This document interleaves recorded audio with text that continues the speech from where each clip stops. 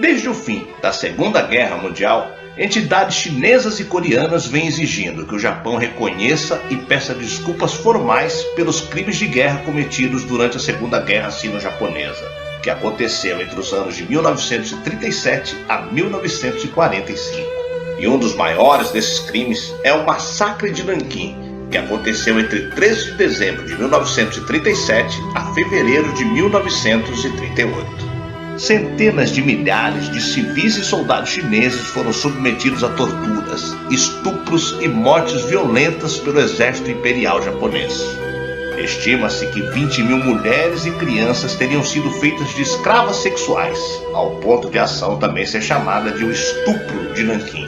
Essa foi uma das piores facetas do passado do país, gerando polêmica até os dias atuais. Eu sou o Sidney Góes e você está no Placebo. Vem comigo, que no caminho eu te explico.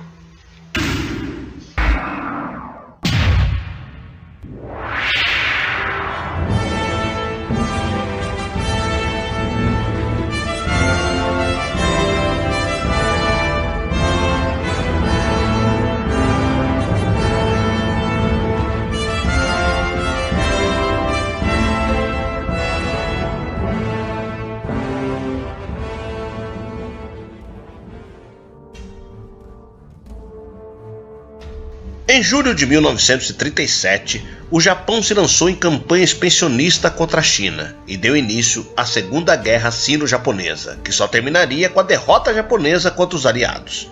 Após a conquista de Xangai pelo exército japonês em novembro de 1937, era uma questão de tempo até que Nanquim caísse.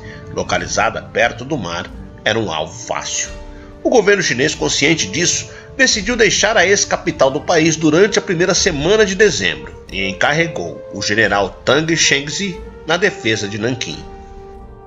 O plano de defesa, porém, foi por água abaixo. Ao ver as tropas chinesas evacuando áreas nos arredores de Nanquim para fugir do exército imperial japonês, os 100 mil soldados encarregados de defender os muros da cidade entraram em pânico. O presidente Chiang Kai-shek ordenou que Tang atirasse em qualquer um que desobedecesse às suas ordens, mas havia milhares de tropas em campo aberto que não podiam ser controlados.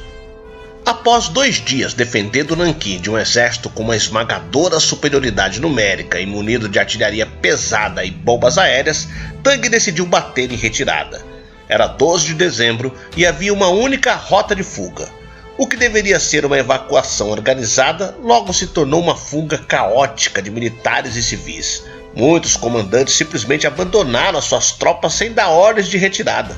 O próprio Tang escapou da cidade sem dar um anúncio oficial. No dia seguinte, em 13 de dezembro de 1937, o exército imperial japonês, sob as ordens do general Asaka Yasuhiko, invadiu Nanquim e começou a matar todos no caminho, independente de idade e gênero.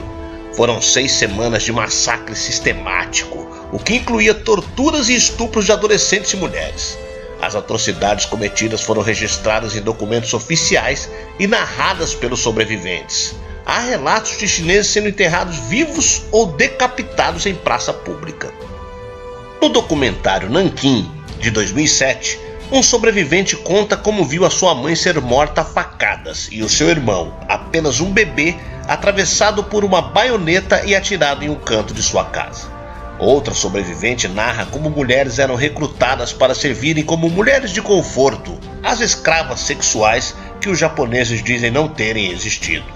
Mas essa é a versão internacional. No Japão é um pouco diferente, ainda que o país tenha reconhecido oficialmente o massacre e ele esteja nos livros didáticos, a opinião pública japonesa sempre esteve dividida quanto ao seu papel de vilão na Segunda Guerra. O maior símbolo dessa ambiguidade é o Santuário Yasukuni, celebrando os militares mortos no país desde 1868. Lá, militares japoneses condenados por crimes contra a humanidade continuam a ser celebrados como heróis, recebendo ocasionais visitas de autoridades do Estado. Na visão oficial da época do Império e de nacionalistas ainda hoje, os japoneses eram os libertadores da Ásia contra imperialistas ocidentais. Seu exército se inspirava na tradição do Bujido, o código de conduta dos samurais, pelo qual a brutal infâmia do massacre e do estupro seria inaceitável. Sob pressão dos nacionalistas, em 1982, o Ministério da Educação chegou a censurar a sua menção ao massacre em livros didáticos. Hoje ele aparece e são citados os números oficiais dos aliados, mas não há qualquer menção aos estupros, e a memória seletiva é quase oficial. No aniversário da Segunda Guerra, em 2015, o presidente Shinzo Abe manifestou profundo remorso pelas ações do país. Mas frustrando aos que exigem uma reparação mais formal, disse que não caberia às próximas gerações estarem predestinadas a se desculparem eternamente. No ano seguinte, o Japão se negou a pagar a sua parte do financiamento da Unesco em resposta à inclusão de documentos do massacre de Nanquim no Registro de Memórias do Mundo. Após décadas de protestos, os chineses parecem dispostos a perdoar ou esquecer. O silêncio do presidente foi acompanhado por uma declaração de Yu Zhengsheng, presidente da Conferência Consultiva Política do Povo Chinês, um cargo decorativo, mas prestigiado.